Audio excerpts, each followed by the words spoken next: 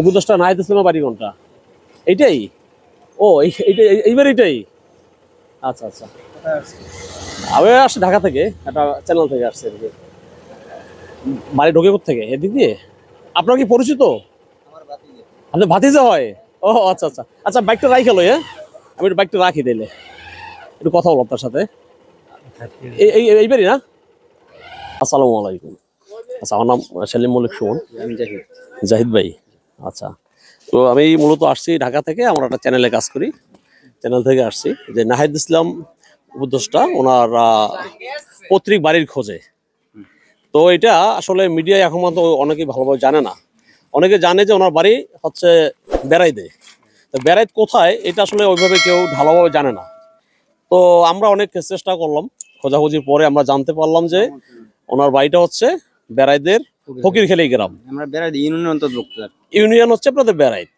আপনাদের থানা কোনটা? বাড্ডা। ও, বাড্ডা থানা আওতাধীন এটা? বাড্ডা থানা। ও আচ্ছা, যাই হোক, তো আমরা সেভাবে খুঁজতে খুঁজতে আসলাম। তো মূলত হচ্ছে বাংলাদেশে এই যে যারা এখন সরকারে আছেন উপদেষ্টা মণ্ডলী, আমি ম্যাক্সিমাম অনেকের বাড়ি, ওনার ব্যাকগ্রাউন্ড এবং যারা আত্মীয় স্বজন তাদের সাথে পরিচয় করা যাওয়ার চেষ্টা করেছি। তো অনেকেই আবার দেখতে চেয়েছে যে ওনার পৈতৃক বাড়িটা কোথায়, বাড়িতে কে কে থাকে সেখানে। আর এটা অনেকে জানে যে উনি বনশ্রী থাকে, ঢাকার বনশ্রী থাকে। তো মানুষের প্রত্যেকের তো একটা বাপদাদার ভিটে আছে, তাই না? তো এই জন্য আমরা আসা, আপনাদের সাথে পরিচয় হওয়া, দর্শকদের মাঝে আপনাদেরকে পরিচয় করে দেওয়া যে এই হচ্ছে নাহিদ ইসলামের চাচা। বিশেষ করে আমরা এটা চাই না, এটা আর কি না, এটা আসলে অন্যায় তো কিছু না।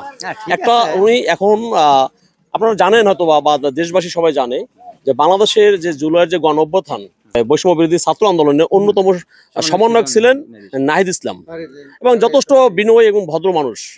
এবং সেখান থেকে তিনি আজকে বাংলাদেশের সরকারের একটা পর্যায়ে আছেন, এখন উনি উপদেষ্টা হিসেবে আছেন, দুইটা মন্ত্রণালয় সম্ভবত দেখে এখন, তাই না? তো এই জন্যই মূলত আমাদের আপনাদের বাড়ির খোঁজে আসা। তো আপনি ওনার কেমন চাচা হন? আমি ছোট চাচা হই না। আপন ছোট চাচা? আমরা 4 ভাই। আচ্ছা, আদির ভাই বড়, আর আমার বড় আছে 2 জন, আমি ছোট। আমি ভাইদের মধ্যে সবার ছোট। ও আচ্ছা আচ্ছা। তো এখন আপনারা কি 3 ভাই থাকেন এখানে নাকি? জি, আমরা 3 ভাই থাকি। আর নাহিদ ভাইয়ের বাবা হচ্ছে বড়? বড়। উনি তো স্কুল শিক্ষক ছিলেন। কোথায় শিক্ষক ছিলেন উনি? উনি আইডিয়াল স্কুলের ছিলেন। ও, ওই যে বনশ্রী আইডিয়াল। ও আচ্ছা আচ্ছা, সেখানকার তিনি এখন কি এখনো টিচার হিসেবে আছেন? এখন আছেন না, এখন অবসর হয়ে গেছেন। সে নিজে স্কুল দিয়েছে, ওই যে নন্দীপাড়া ডেইলি স্কুলের নিজের প্রতিষ্ঠাতে ছিলেন। আচ্ছা, তারপর এই রামপুরে যে একটা শাখা ছিলেন। জি জি। এখন আপাতত তো নাহিদ ইসলাম ভাই উনি তো এখন উপদেষ্টা, এটা তো আপনাদের গর্ব। জি, অবশ্যই। আমাদের কাছেও গর্ব। দেশবাসী সবাই তাকে পছন্দ করে যে এতটুকু বয়সে, 26 বছর বয়সে তিনি উপদেষ্টা হিসেবে মানে দায়িত্ব গ্রহণ করেছেন। জি, আপনি একটু সামনে আসেন। আপনি তো এখানকার কি আমাদের এলাকার জামাই। এলাকার জামাই? আপনাদের জামাই নাকি এলাকারই আর কি? এই এলাকারই। তো আপনার অনুভূতি কেমন এই বিষয়ে? এই বিষয়ে তো ভালোই, সবাই গর্ব, আমরাও গর্ব যে আমরা জানতাম না যে হ্যাঁ তার সামনে আসেন। তার সবচেয়ে বেশি তার অবদান। আপনি কি এই এলাকার? হ্যাঁ, এই এলাকার স্থানীয় এখানকার? স্থানীয়। ও আচ্ছা, তাই নাহিদ ইসলামকে তো আগে থেকে চিনতেন? আমগো বড় ভাই, আপনার চাচতো ভাই। চাচতো ভাই? বড় ভাই তো হবে না মনে, আপনার তো ছোট। না, হ্যাঁ, বড়ই।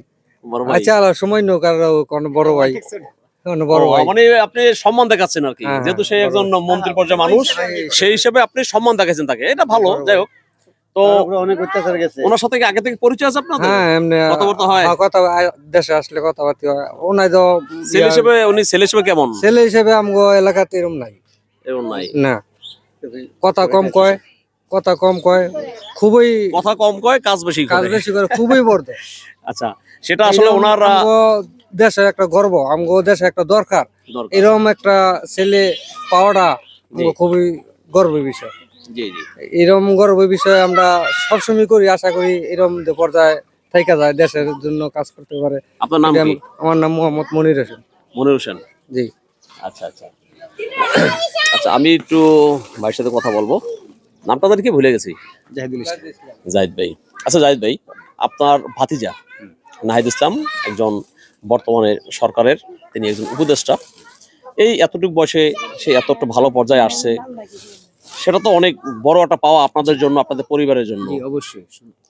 তো আমাদের জন্য না, উপদেষ্টা হওয়ার পরে পুরো গ্রামের জন্য, হ্যাঁ পুরো বাংলাদেশের জন্য, এটা পুরো আমগো- বাংলাদেশের জন্যই তো পুরো বাংলাদেশের জন্য আমগো এটা দরকার। আমগো দেশের উন্নত হওয়ার অনেক সময় হয়েছে, মানে পুরো বাংলাদেশ আমগো দেশের একটা সামান্য একটা দেশের মধ্যে যদি আমরা একটা উপদেষ্টা পাইছি, এটা আমগো অনেক গর্ব।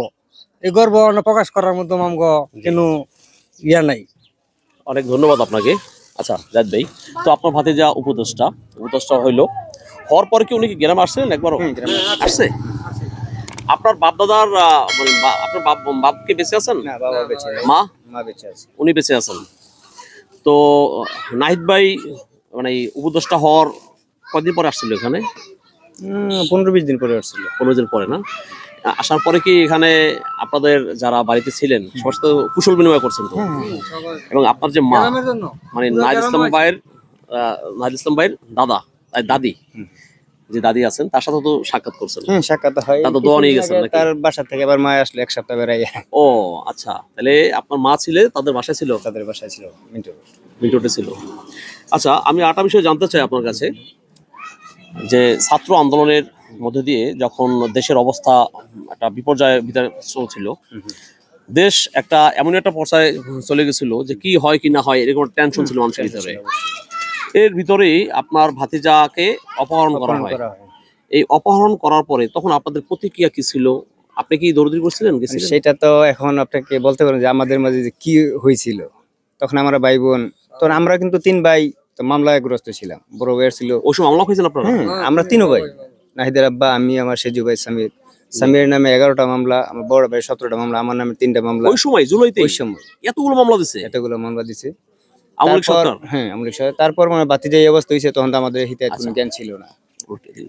হ্যাঁ, আচ্ছা তখন ওই মুহূর্তে আমরা কি করবো, জি তখন বাইরে আমরা একসাথেই ছিলাম। আচ্ছা তখন বড় ভাইকে বাসায় নিয়ে আসলাম। জি আমরা যখন বাতিজাকে যেটা উঠাই নিয়ে যায়, আমরা কিন্তু খবর পাইনি। তো আমরা খবর পাইছি উঠে নিয়ে গেছে কোত্থেকে?